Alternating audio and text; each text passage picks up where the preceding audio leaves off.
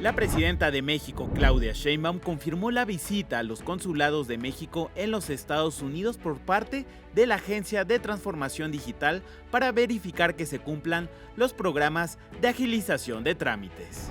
La Agencia de la ONU para los Refugiados realizó labores humanitarias en la frontera sur de México con Guatemala. El gobierno de los Estados Unidos comenzará la construcción de la primera cárcel para migrantes en la región de Fort Bliss, cerca de la ciudad de El Paso, en Texas. El gobernador de Florida, Ron DeSantis, anunció un programa para acelerar los arrestos y deportaciones de migrantes indocumentados en el estado. Yo soy Emerson Segura y esto es TV Migrante Informa.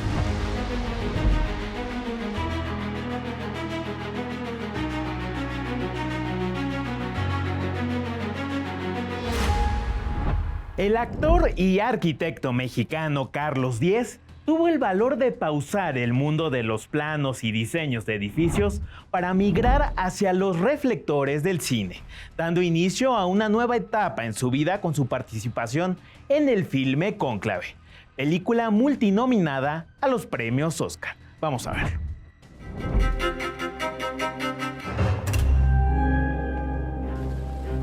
La iglesia es lo que hagamos en adelante. Carlos Diez ha sorprendido al mundo cinematográfico con su destacada actuación en la película Cónclave. En este filme interpreta al cardenal Vincent Benítez, un personaje que irrumpe en el proceso de elección papal, desafiando las intrigas y secretos del Vaticano. Pero previo a su incursión en la actuación, Diez dedicó años a la arquitectura, situación que lo llevó incluso a migrar de la Ciudad de México hacia la ciudad de Vancouver, en Canadá. En 2020, en plena pandemia por COVID-19, pausaría su trayectoria como arquitecto para dedicarse a la actuación, participando en 2 cortometrajes antes de dar su siguiente gran paso. Su dedicación y talento lo llevaron a audicionar para Cónclave en 2022, donde fue seleccionado por la reconocida directora de casting, Nina Gold. Así es que Carlos cambió los planos de edificios por guiones de cine. Su interpretación en Cónclave ha sido elogiada por la crítica y la película ha obtenido múltiples nominaciones, incluyendo a los premios Oscar. Para Carlos, la migración fue el punto de partida para su transformación. Hoy no solo construye personajes en la gran pantalla, sino que también redefine la vocación y nos demuestra que el talento no tiene tiempo ni fronteras. TV Migrante Informa.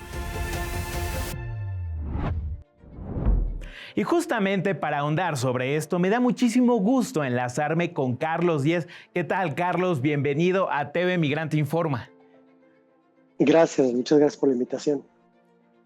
Carlos, tú has emprendido diversos viajes geográficos, profesionales e incluso espirituales. Cuéntame, ¿qué significa para ti representar al cardenal Benítez en Cónclave? Pues mira, el cardenal Benítez resuena conmigo en varios aspectos, ¿no? En primer lugar es mexicano y es como una personalidad alternativa en un universo paralelo para mí, porque yo cuando tenía 19, 20 años había perdido la fe y encontré la fe cuando Juan Pablo II visitó México y yo vi a la iglesia con muchas sospechas y ya no me gusta.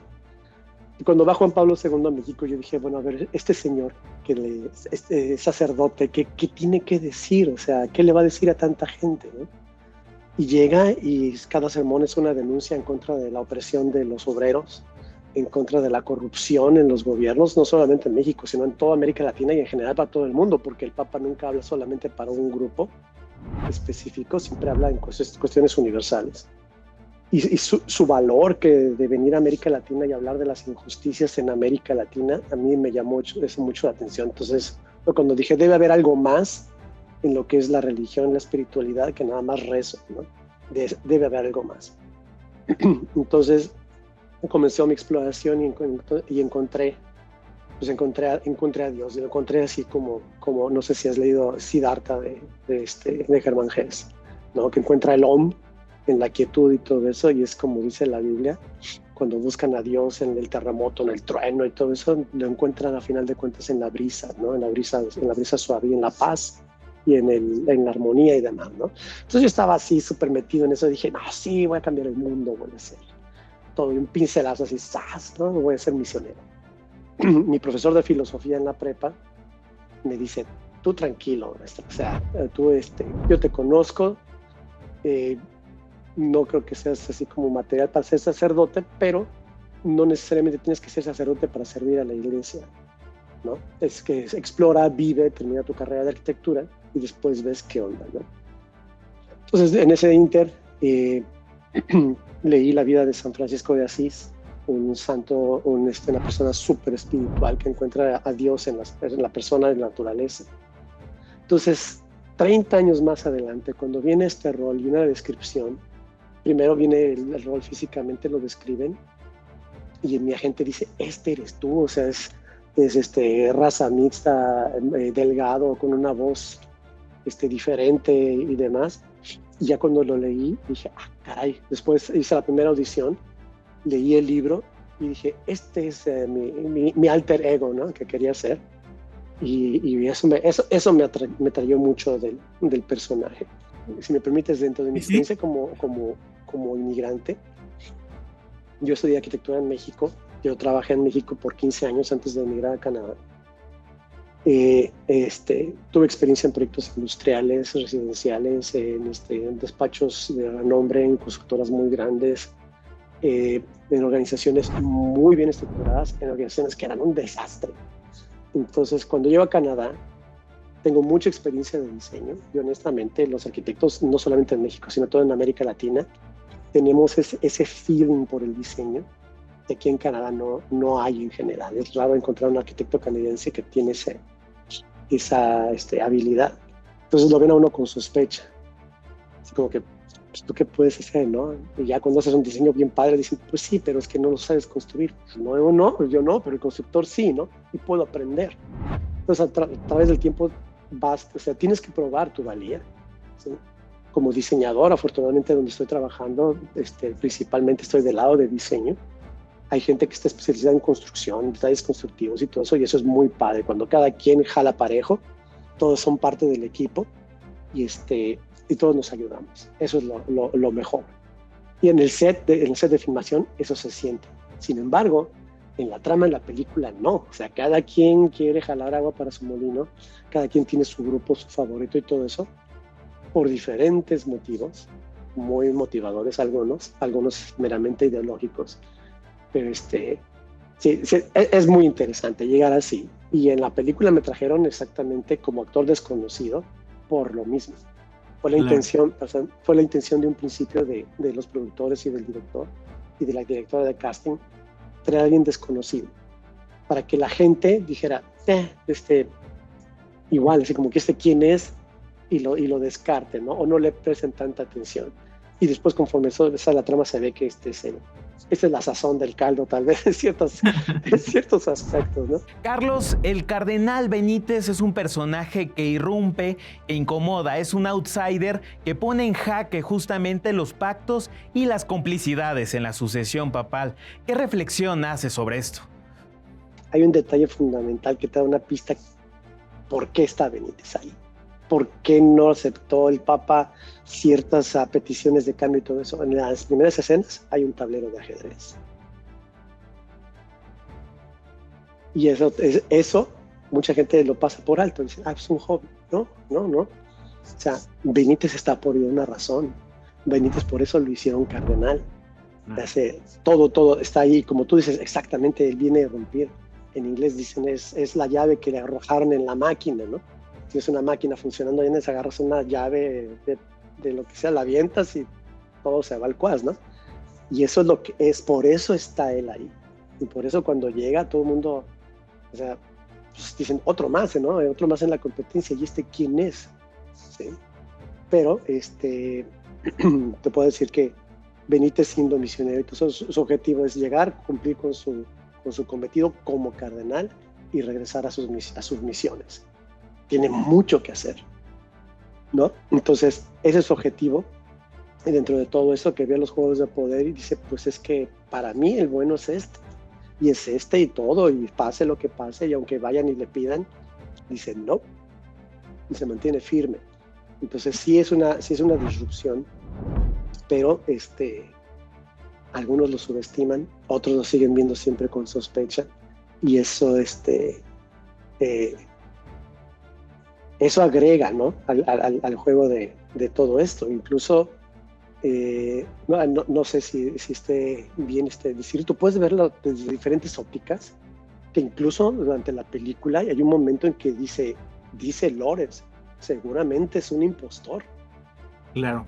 Sí, la duda frente al extraño, frente al distinto, ¿no? Que es, ¿sí?, como también el migrante, el de fuera, ¿no? Sí, sobre todo en la iglesia católica, bueno, en el Vaticano hay gente, hay de todo el mundo, ¿no? Pero sí, normalmente los cardenales italianos tienen mayoría, ¿sí? Tienen también posiciones muy influyentes. Ya el Papa Francisco ha ido cambiando eso durante los últimos años. Y ahorita que está muy enfermo, es como dices, el tablero de ajedrez debe andar por ahí. Y acaba de nombrar a una monja, dentro de los cuerpos de administración más altos del Vaticano. Exacto. Uh-huh. Y tiene poder de decisión esta hermana. Entonces, pues la realidad siempre derrota a la ficción, ¿no? Supera la ficción. En muchos casos vamos a ver cómo se desenvuelve todo eso.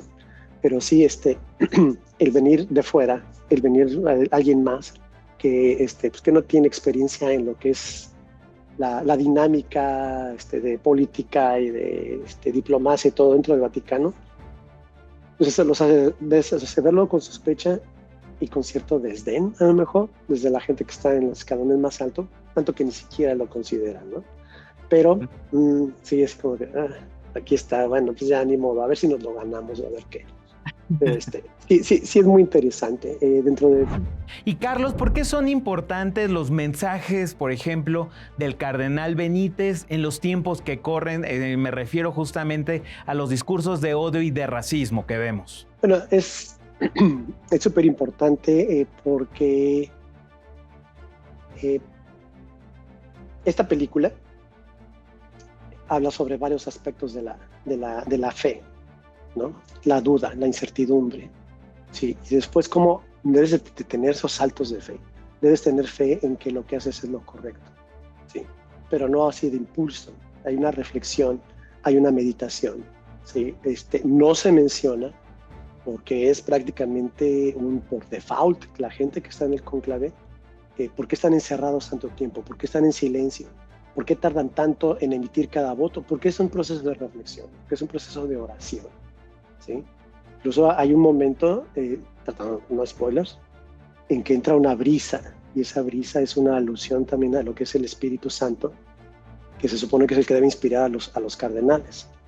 Pero también esto es un ejercicio es un ejercicio de naturaleza humana, pero que también al final de la película, te invita a pensar, ¿yo por qué siento esto?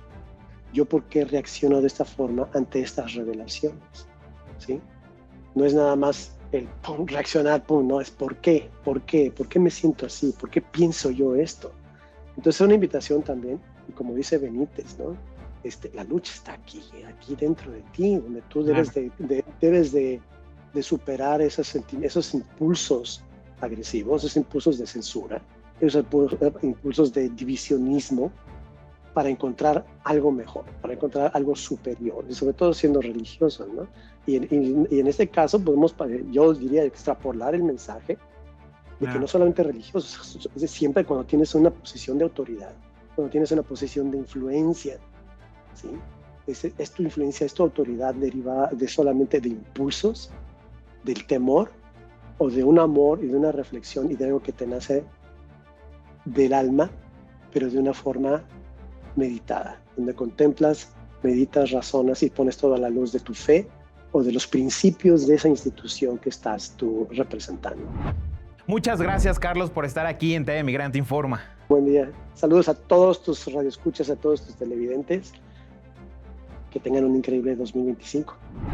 Iglesias y centros de culto en los Estados Unidos han sido de los bastiones más sólidos en la defensa de migrantes en los Estados Unidos. Esto pese a los intentos mesiánicos del presidente Donald Trump por castigar y perseguir a los migrantes. El mejor ejemplo se dio esta semana cuando un juez federal de Maryland bloqueó las redadas migratorias del Servicio de Inmigración en algunas iglesias de los Estados Unidos. La red de iglesias bautistas de Georgia y un templo Sikh en California fueron los grupos que interpusieron la polémica demanda contra la orden republicana, argumentando acuerdo que viola la primera enmienda sobre la libertad de reunión en ese país y la ley de restauración de libertad religiosa.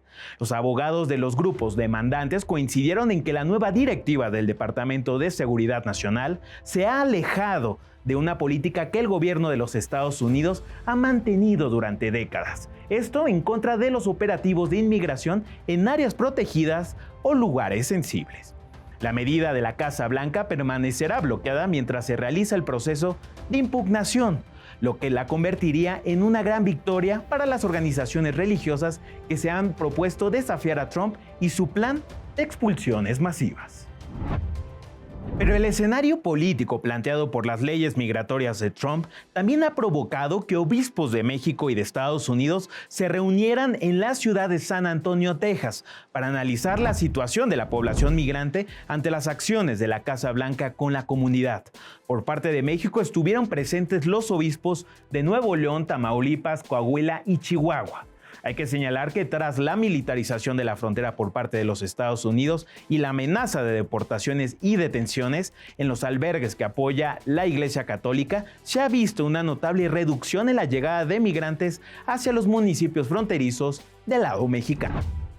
Pero justamente desde el regreso de Donald Trump a la Casa Blanca, las comunidades religiosas han protegido a los migrantes feligreses de los arrestos del ICE y de la patrulla fronteriza.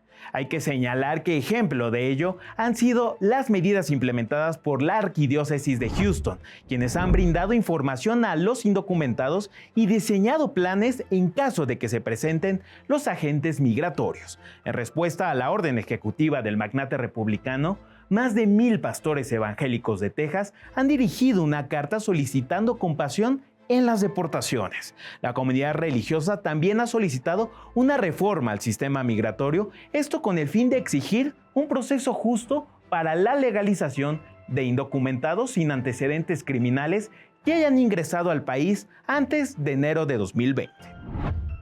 A principios de mes, el Papa Francisco, quien en los últimos días se ha mostrado delicado de salud, manifestó su desacuerdo con el programa de deportaciones masivas iniciado por el presidente Trump. Declaraciones que le valieron la crítica del zar de la frontera Tom Homan, quien exhortó al Papa a pegarse a la Iglesia Católica y dejar el control de la frontera a autoridades estadounidenses. Vamos a recordar. Domani ci sarà l'insediamento del presidente Trump, il quale ha già fatto sapere che fra 2 giorni vuole cominciare il suo programma di espulsione degli immigrati irregolari dagli Stati Uniti. Ecco, volevo chiedere se vi siete già sentiti, se ne avete parlato. No, non ci abbiamo sentito. Lui è venuto una volta qui, quando era presidente l'altra volta, ma non ci siamo sentiti. Ma questo, se è vero, sarà una disgrazia, perché fa pagare ai poveri disgraziati che non hanno nulla il conto dello squilibrio. Non va. Così non si risolvono le cose.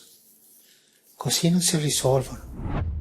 Un nuevo capítulo se ha sumado a la política migratoria del magnate republicano.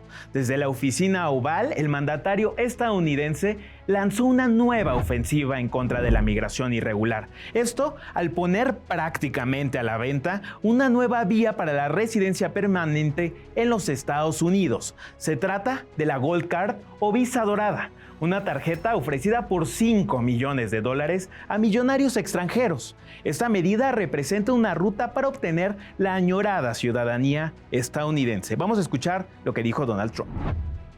If we sell 10 million, which is possible, 10 million highly productive people coming in, or people that we're going to make productive, they'll be young but they're talented, like a talented athlete, that's $50 trillion. That means our debt is totally paid off, and we have $15 trillion above that. And now, I don't know that we're going to sell that many. Maybe we won't sell many at all, but I think we're going to sell a lot, because I think there really is a thirst. No other country can do this, because people don't want to go to other countries. They want to come here. Everybody wants to come here. La Casa Blanca apunta a que la nueva visa dorada sustituya al programa de inmigración para inversores EB-5, un programa que el Congreso estadounidense puso en vigencia en 1990 para generar inversión extranjera. De acuerdo con el más reciente anuario de estadísticas de inmigración del Departamento de Seguridad Nacional, en septiembre de 2022 se registró a cerca de 8,000 personas que obtuvieron estas visas de inversionista. Sin embargo, funcionarios como el actual secretario de Comercio, Howard Lutnick, han señalado que es fraudulenta. Esto con el objetivo de integrar la nueva vía de residencia. Pero mientras la Casa Blanca facilita algunas vías de acceso para que millonarios obtengan la ciudadanía, el Departamento de Seguridad Nacional ha habilitado una nueva base de datos en su página web. Esto para registrar a migrantes irregulares, sosteniendo que se considerará como delito merecedor de multas y penas de cárcel a quienes no lleven a cabo su registro. La medida fue anunciada por la secretaria del Departamento de Seguridad Nacional, Christine Noem, quien a través de Fox News alentó a los migrantes a salir por su propio pie de territorio nacional. Well, we are putting in place and enforcing the Alien Registration Act, which is using every single tool that we have at our disposal to do exactly what President Trump promised the American people. The Alien Registration Act says that within 30 days of being in this country illegally, someone must register with the federal government. They will be fingerprinted. They must announce that they are here. And if they do so, they can avoid criminal charges and fines, and we will help them relocate right back to their home country.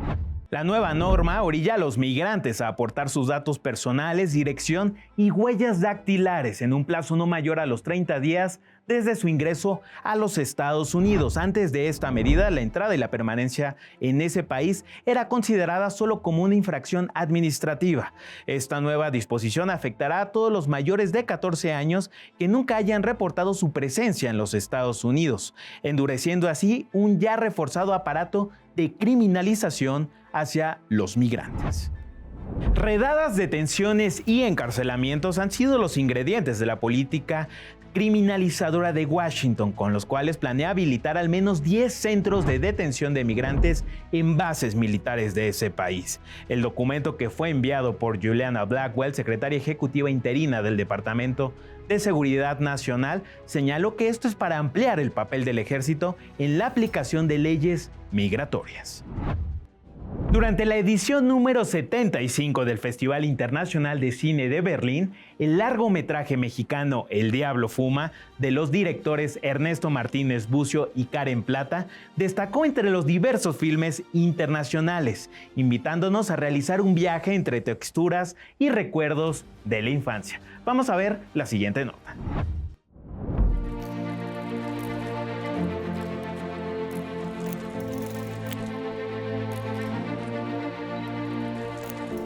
El largometraje mexicano El Diablo Fuma, de Ernesto Martínez Bucio y Karen Plata, ganó el premio a la mejor ópera prima durante el Festival Internacional de Cine de Berlín.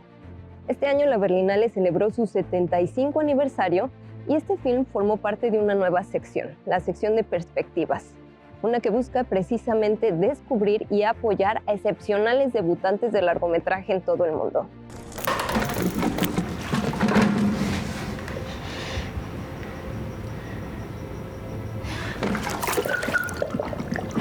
La historia está basada en experiencias personales de Karen, pero la coescribimos entre los dos. Eran como retratos o momenticos de mi niñez. Bueno, también hay cosas de la niñez de Neto.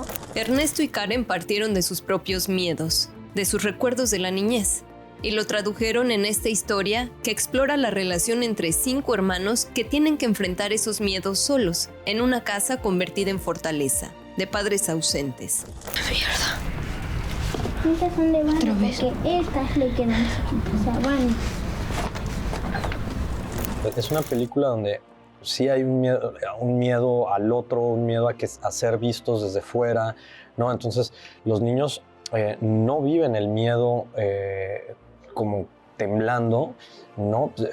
O como en una película de terror, viven el miedo ejecutando acciones que son crear un encierro dentro de esta casa, ¿no? Tapear las ventanas, cerrar las puertas, poner trancas, no salir, estar al pendiente de si hay alguien que se asoma por la ventana de los vecinos, ¿no? Hola. ¡Parecía zombie! ¡Oh! ¿Lo hubieras pavado? ¿Sí viste cómo le tenía el vidrio clavado en el ojo? Para quienes sostuvimos una cámara VHS para inmortalizar momentos de la cotidianidad, El diablo fuma y guarda las cabezas de los cerillos en la misma caja, traerá también memorias y texturas que quedaron en aquellos tiempos cuando terminaba el siglo. Eres el abrazo donde se curan mis sentimientos. Ernesto retoma además el trabajo particular que el equipo realizó con los niños para lograr el vínculo que buscaban transmitir en la película. Las relaciones se construyen, no se actúan. Entonces tuvimos que trabajar primero esas relaciones entre los niños para que se comportaran como hermanos. Y ya que teníamos construido eso y que teníamos esa confianza entre ellos, pudimos acceder a momentos, lugares emocionales muy profundos en los niños, donde ellos utilizaban recuerdos dolorosos, por ejemplo, para interpretar una escena. Y pues nada, o sea, el entrenamiento que se les dio les permitía también protegerse de alguna manera y procesar y vivir con verdad pues esos momentos. ¿Ustedes pegaron esos periódicos en las ventanas? Sí. ¿Por qué? Porque no queremos que los vecinos nos vean. Son muy chismosos. Demasiado. ¿Y qué es lo que no quieren que vean los vecinos? Oiga, ¿sí revisó bien? Si no, para dejar la tranca. Sí, no te preocupes, pero si te hace sentir más seguro, puedes dejarla hasta que regresen tus papás. Desde Alemania para Canal 14, Elise León. Muchas gracias por estar en este programa de TV Migrante Informa. Yo soy Emerson Segura y no se pierdan todo nuestro contenido en la plataforma digital de los medios públicos MX Plus, en Altavoz Radio, en nuestras redes sociales @TV Migrante y desde luego en Canal 14. Hasta la próxima.